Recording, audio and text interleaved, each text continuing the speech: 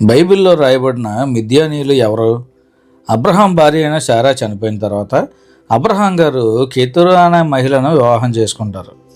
ఆమె ద్వారా అబ్రహాం గారికి పుట్టిన కుమారుల్లో ఒకరు ఈ మిద్యాను. ఈ మిద్యాను వంశం నుంచే మిద్యానీయులు వచ్చారు.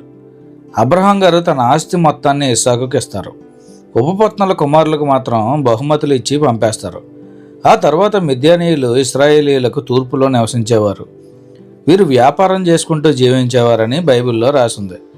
యోసేపును అతని అన్నలు అమ్మివేసింది ఈ మిద్యానీయులకే. మోషే ఐగుప్తు నుండి పారిపోయిన తర్వాత మిద్యానీయుల వద్దకే వచ్చాడు.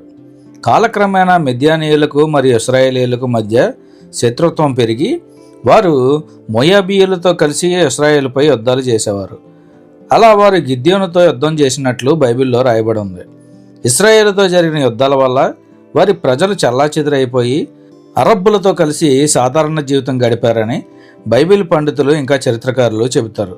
అలా ప్రస్తుతం మిద్యానీయుల ఉనికి పూర్తిగా లేకుండా పోయింది.